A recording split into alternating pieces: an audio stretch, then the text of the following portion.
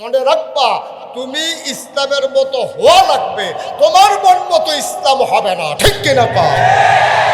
তোমার সুবিধা মতো যার যার সুবিধা মতো ইসলাম বানাই লইবা, এটার নাম ইসলাম না। এই জন্যই আমরা দেশে দেখবেন মুসলমান এই আবাদত বন্দিগি কম বেশি হয়।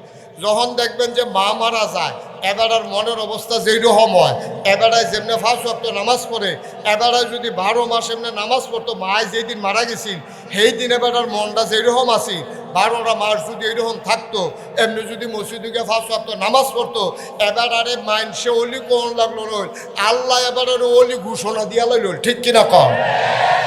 মান জানাজার সময় যেরকম এরকম, এরপরের দিনে তো মার্শাল্লাহ একটু কমে উঠছে, এরপরের দিন তো ফজরের টাইমে ঘুমাইয়ে রয়েছে, এরপরের দিন তো তার মাগরিব বেড়াইয়া তার নাই। আমরা দেশে ইসলামটা কম বেশি হয় সময়ে সময়ে। যেমন দেখবেন নির্বাচন আইলে আমরা দেশের তারা ইসলামটারে যেমনি আঞ্জা দিয়া ধরে, নির্বাচন গেলেগা ইসলাম আর এমনি থাহেনিও, আমার কথা কোনো থাহেনি। যাবারায় নির্বাচনও দাঁড়ায়, এবারে 12 মাস টুপি মাথার দিলে দেখ, না দিলে নাই। নির্বাচন আইলে যে টুপি মাথার দেও, আমার মনে হয় গোসলের সময় তেমনি আলগি দিয়া ধৈরা দেখে ডুব দিয়ে আবার মাথার দিয়া লাগে, মনে হয় আর কি, মনে হয় গোসলের সময় তেমনি মাথার টুপিটা আপনি আলগি দিয়া ধরে ডুব দিয়ে আবার মাথার দিয়া লাগে, যদি মানুষে দেখে আলায় টুপি নাই। তাহলে আমাদের দেশে ইসলামটারে একটা হাতিয়ার হিসাবে ব্যবহার করে, মাধ্যম হিসাবে ব্যবহার করে। নির্বাচন আইলে টুপি মাথার দেয়, নির্বাচন গেলে টুপিটা দিয়ে হালাই দেয়। আমরা একবার আমার নিজে কইসাম, ধরুন ভাই কয়া হুজুর আমি লগে আসতাম, ফোর্সিং ফাইল ফিরা কইতাম পারাম সালি মাডি, তো কসম টসম দিয়ে আমারে কইছে এবার আসরের নামাজ পড়ছে 2 বার। আমি যা এবারে 2 বার তুই ডাকছ, হুজুর আমি ফোর্সিং ফাইল ফিরা কইতাম পারাম। তা আমি কই তো 2 দিনে 2 বার পড়বো না, কাও না একদিনে, একদিন এই বড় আসরের নামাজ পড়ছে কয়বার? তা আমি কই নাকি নির্বাচনের আগে না পরে, কয় আগে দিয়া। তো আমি আগে দিয়া খান লাগলে এবার 3 বার পড়বো, অসুবিধা কি? এবারে আবিদপুর মনে করো আসরের নামাজ পড়ছে আবিদপুর হাই স্কুল মসজিদ, এর ভিতরে এবারে রোয়ানা দিয়ে গেছে বারেল্লা মসজিদ। সেদিন আসরের নামাজ কিন্তু দেরিতে হয়েছে, তখন এবারে আবিদপুর ফললে পড়ছে। বারেল্লার তারা দেখা দরকার আছে না, আমরা নেতায় নামাজ পড়ে, তো এবারে হ্যানও পড়বো না, কাম লাগলে কনসনকে আবার পড়বো, টাইম নেই দিক কেন পারছে না, হইলে এবারে 4-5 বার পড়লো। আল্লাহ ফরজ করছে কয়বার রে? এই অসুবিধে পড়ছে কয়বার? এলে এটাকে আল্লাহর লাগিয়া না বুড়ের লাগিয়া? তুমি বারবার ঘুঘু ধান খেয়ে গেছো, এবার ছাড়া হবে না খাজনা ছাড়া, ঠিক কিরকম? যেদিন গেছে একেবারেই গেছে। একটা তামাশা, মানুষের ধোকা দিবা, আমরা একটু ব্যাকল্পদের আছি। আমরা সারাদিন বেদাইয়া লাস্টে দিয়ে একটা লজেন দিলে শুইতে শুইতে বাচ্চা গিয়ে আর কয় লজেনটা বিডা পড়ছে। এই যে সারাদিন যে বেদাইলো, আমরা এটি মনও থাকে না, ঠিক কিনা কও? আমি বলি তুমি নেতা হও, তোমার আগের জীবন যেমন, তোমার নির্বাচনের সময় তুমি এমনিই চলবা, মানুষকে ধোকা দেবা না। তুমি আগে টুপি মাথায় দাও নাই, তাইলে নির্বাচন আসলেও টুপি মাথায় দেওয়ার দরকার নাই, ঠিক কিনা কও? তুমি আগে নামাজ পড়ো নাই, নির্বাচন আসলে বারবার মানুষকে দেখানোর দরকার নাই তুমি নামাজ পড়ো। তুমি প্রতারক, তুমি ভণ্ড, তুমি ধোঁকাবাজ।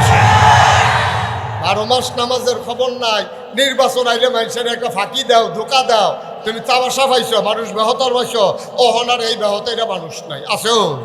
এখন মাশাআল্লাহ সবাই চালাক হয়েছে, চতুর হয়েছেন, বুঝ করে কাম করবেন। কে কি করলো, কে কি দেখাইলো, এটা আমরা দেখার সময় নাই, ঠিক কিরকম? মুসলমান যদি আবাদত করতে হয়, করবে তুমি আমার আল্লাহর জন্য, ঠিক কিনা? আল্লাহ রাব্বুল আলামিন তার নবীকে ডেকে বলেন, কল হে রাসূল আপনি বলে দেন, ইন্না সালাতি ওয়া নুসুকি ওয়া মাহইয়ায়া ওয়া মামাতি লিল্লাহি রাব্বিল আলামিন। ও নবী আপনি বলে দেন, আমার নামাজ, আমার কুরবানি, আমার নামাজ, আমার কুরবানি, ওয়া মাহইয়ায়া ওয়া মামাতি, আমার জীবন, আমার মরণ কেবলমাত্র, শুধুমাত্র, একমাত্র লিল্লাহি রাব্বিল আলামিন, আমার আল্লাহ রাব্বুল আলামিনের জন্য, ঠিক কিনা? আমার নামাজ কার জন্য? আমার কথা কয় না, কার জন্য? আমার কুরবানি কার জন্য? মানুষকে দেখানোর জন্য?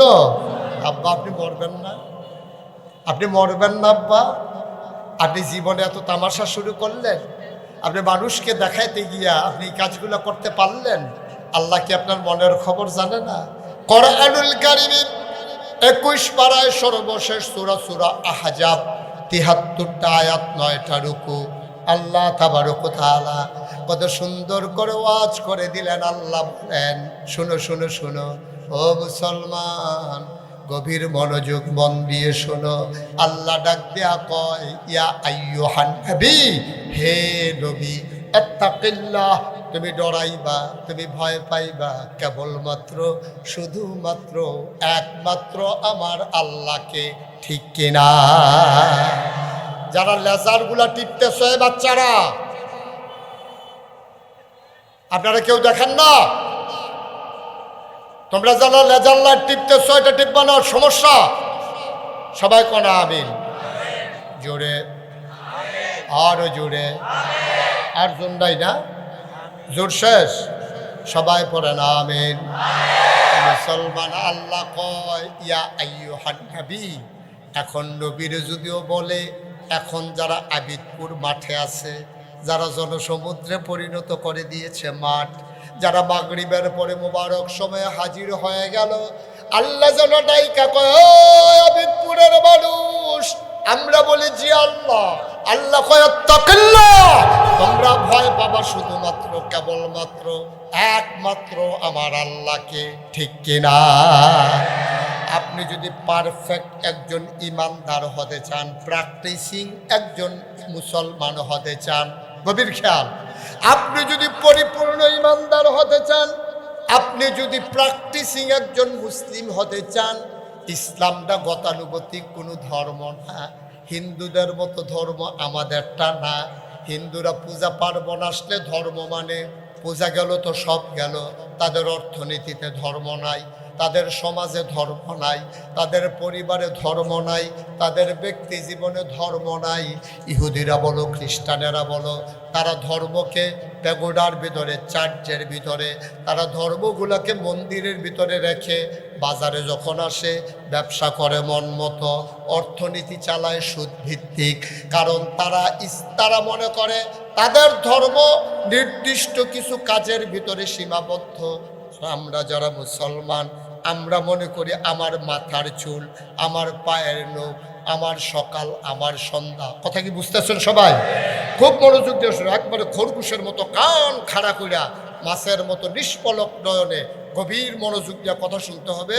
সময় কম, একটা মূল মেসেজ আমরা নিয়ে চলে যাব। জীবনে কোনোদিন যদি আর ওয়াজ নাও শোনার সুযোগ পাই, এই কথাগুলো যদি আমল করি, আমি যেদিন মরে যাব, যেদিন মসজিদের মিনার থেকে ঘোষণা আসবে মানুষটা নাই, কাফন পরিয়ে যেদিন দাফন করে দেবে মাটির কবরে, সবাই দেখো মাটির কবর, আমরা যেন কবরে গিয়ে দেখি মাটির কবর মাটি নাই, মাটির কবর জান্নাতের টুকরা হয়ে গেছে, ঠিক কিনা কর?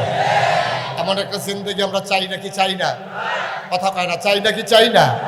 তাহলে যেই কথাটা বলতেছিলাম, হিন্দুদের ধর্মের ভিতরে অর্থনীতি নেই, হিন্দুদের ধর্মের ভিতরে সমাজনীতি নাই, হিন্দুদের ধর্মের ভিতরে রাজনীতি নাই, হিন্দুদের ধর্মের ভিতরে ব্যক্তি জীবন নাই, হিন্দুদের ধর্মের ভিতরে পারিবারিক জীবন নাই।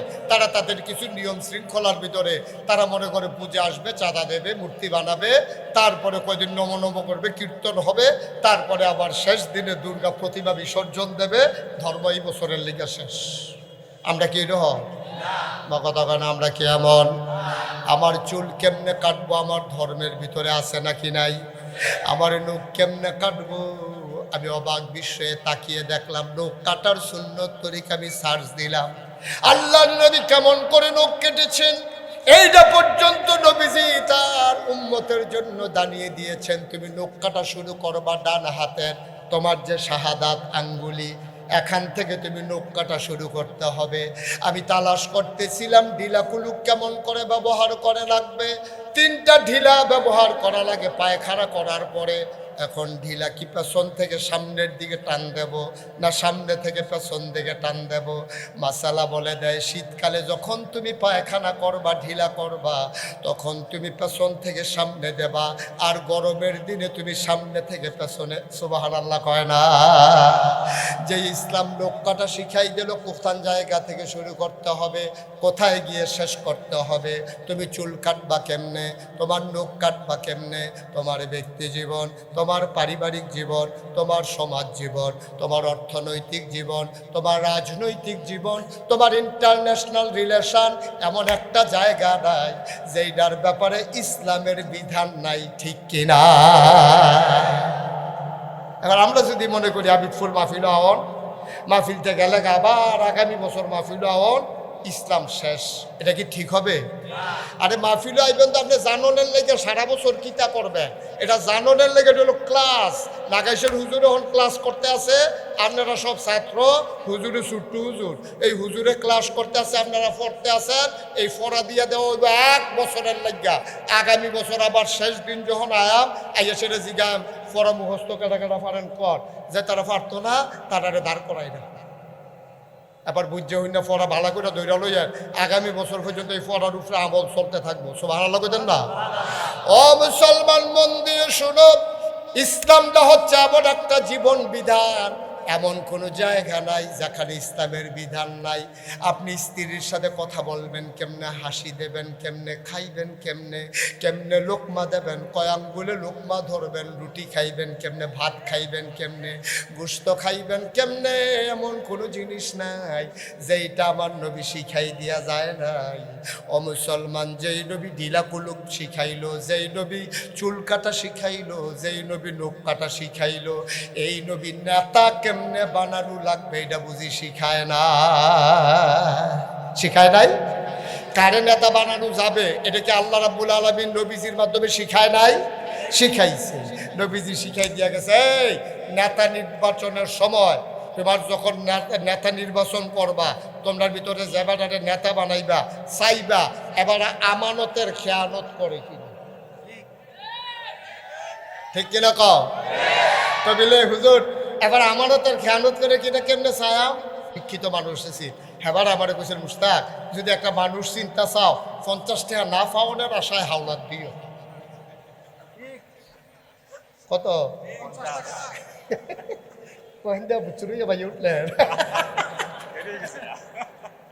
আমিন কয়না রে? মাশাআল্লাহ, আমার ভাই বদিউল আলম ভাই, আমার পাশের মানুষের এই কলেজের প্রিন্সিপাল, আমি তো এটা জানা ছিল না, প্রিন্সিপাল স্যার আমার ভাইয়ার বন্ধু, আমার বড় ভাই, আপনাদের প্রিন্সিপাল, সবাই বলেন আলহামদুলিল্লাহ। আমি কিন্তু এখন যেমন তেমন প্রিন্সিপাল, কারণ ডাইনেও প্রিন্সিপাল বামেও প্রিন্সিপাল, আমি এমনি প্রিন্সিপাল। আবার এবার আসলেও প্রিন্সিপাল হয়েছে, আলেম মাদ্রাসা হয়েছে, তো আমিও প্রিন্সিপাল হয়েছি। একটা প্রিন্সিপালের একটা ফ্যাসলাইকা রয়েছে আর মস্টার ভিতরে সুইটটা বাড়ি যেতাম পারিনি কি। আমিন কয় না রে? জুড়ে কয় না আমিন? কোন কথাটা কইতাম ইসলাম কথা মনে আছে? কি কইতাম না? নেতা, নেতা নির্বাচন কেমনে করতে হবে। এখন আপনি চিনবেন কেমনে বেড়া ভালো মানুষটা ভালো না খারাপ? আপনি ওখানে আশা সাইডা দিবেন, আশা সাইডা দিয়ে তারা 50 টাকা হাওলাত দিবেন, ভাই নেন চলেন নিয়া সুবিধা মতো দিয়েন। যখন দেখবেন যে 80 হার দেয় না, এবার চিন্তা করেন যেতে আপনার 50 টাকা দেয় না, তার কাছে যখন সরকারি বরাদ্দ আসবে কোটি কোটি টাকা, তা খাইয়া তামা তামা করে লাগবো, ঠিক কিনা? 50 টাকার মায়া তুমি ছাড়তে পারো না, তোমার কাছে যখন অ্যালট আইব, গম আইব, তারপরে গিয়া তোমার কাছে দুম্বর গুস্ত আইব, তে দুম্বর গুস্তটার ভাই চাইয়া চিন্তা দিয়ে যাবে, হুশ হয়েছে না, এটাই তো বেশি, ঠিক কিনা কও? তাইলে নেতা নির্বাচনের ক্ষেত্রে আপনি খেয়াল রাখবেন তো আমানতদার কিনা। আমানত কারে কয়? তারে টাকা হাওলাত দিলে তার টাইম মতো ফেরত দেয় কিনা, যেই নোটটা তার কাছে রাখছেন এই নোটটাতে ফেরত দেয় কিনা। যদি দেখেন যে এই নোটটাতে ফেরত দেয় না, মনে করেন আমার কাছে আব্দুর রহমান ভাই 500 টাকা ভাঙতি আমার কাছে আমানত আছে, হুজুর পিসা হুজুর এই রাইতে বিরাইতে আমি আবার কুমিল্লা যাম, সুড্ডা হাইতে ডর আছে, আপনি 500টা 10 টিকা নোট 50টা আছে হলো, এই 500টা আপনার কাছে আমানত, আপনি কালকা আমি কুমিল্লা বাসা তাইয়া আপনি তো লইয়া যায়। আমি এবার যদি 500 টিকা একটা নোট দেই, উনি দিছিল নোট কয়টা? আরে কথা কয় না রে, উনি নোট দিছে কয়টা? আমি দিছি একটা। এটিগুলো সমান সমানে দিছি, এরপরে এটা আমানতের খেয়ানত হয়েছে, কারণ ওনার ভাঙতি টাকাটা আমি আরেকজনের ভাঙতি দেওয়ারও অধিকার নাই। আবার বুঝেন আমানত কি জিনিস। তাহলে আমি যাদের নেতা বানাইলাম, আমার বুডের আমানতরা এবারের উপরে দিলাম, তাহলে এবারের আমানতরা কি শুরু না বড়? কত কোনো শুরু না বড়? তাহলে এবারে এই এলাকার নেতা হিসাবে এই এলাকার মানুষের ইজ্জত, এই এলাকার মানুষের সম্মান, এই এলাকার মানুষের নিরাপত্তা, এই এলাকার মানুষের সব কিছু দেখে রাখা ওনার কাছে আমানত। যার 1000 বছর আগে নবীজি বিদায় হজের ভাষণে বলেছেন, আজকের এই দিনটা যেমন পবিত্র, আজকের এই ক্ষণটা যেমন পবিত্র, আজকে তোমাদের জন্য একজন মুমিনের জীবন, ইজ্জত, মান, সম্মান সব তোমাদের কাছে আমানত রেখে দিলাম। ঠিক আজকের দিনের যেমনি সম্মান দিছ, তোমার ভাইয়ের ইজ্জত এমনি সম্মান দেবা। কিন্তু আমরা খেয়াল করে দেখলাম 17 বছরে এই মানুষগুলোর মাথা বিক্রি করে যারা ক্ষমতার মসনদে আরোহণ হয়েছে, ভোট দিয়েছে বাংলাদেশের মানুষের, ভোট নেওয়ার পরে তারা সেকেন্ড হোম বানায় মালয়েশিয়া, কানাডা গিয়া। ঠিক কিনা বলো? আমি বলেছি, যারা বাংলাদেশের মানুষের মাথা বিক্রি করে রাজনীতির ক্ষমতার মসনদে আরোহণ করে, দেশের ভিতরে থাকতে মন চায় না, বাংলাদেশে তাদের রাজনীতি করার অধিকার নাই।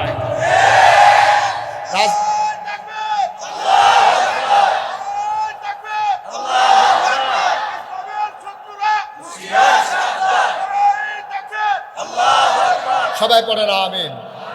তুমি রাজনীতি করবো বাংলাদেশ, আর সেকেন্ড হোম বাড়ি বানাইবা কানাডা, মালয়েশিয়া নিয়া, ভাত খাইবা আব্বার করো, শাসারি কি আব্বা ডাকবা? এটা কি বেহতের বাপ পাইছো? বেহতের বাপ পাইছ? খাইবা বাহের করো ভাত, কুলি হালাইবা শাসার করো গিয়া। এই দিন আর দিন নাই। আমার উসমান হাদি শিখিয়ে দিয়ে গেছে কেমন করে জীবনের বিনিময়ে দেশের ভালোবাসা প্রকাশ করতে হয়। ঠিক কিনা বলো?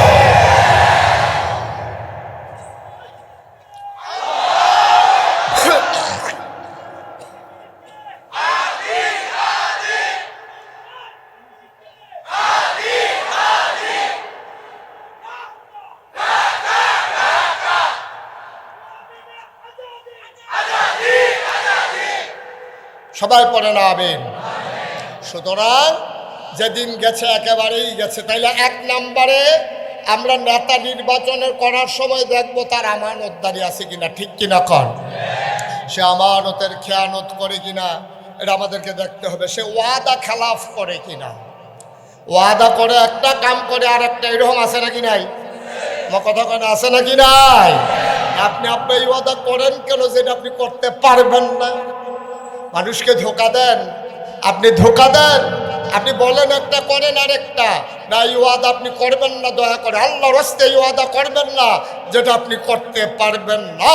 যে ওয়াদা খেলাফ করে সে মুসলমানের নেতা হতে পারে না। ঠিক কিরকম?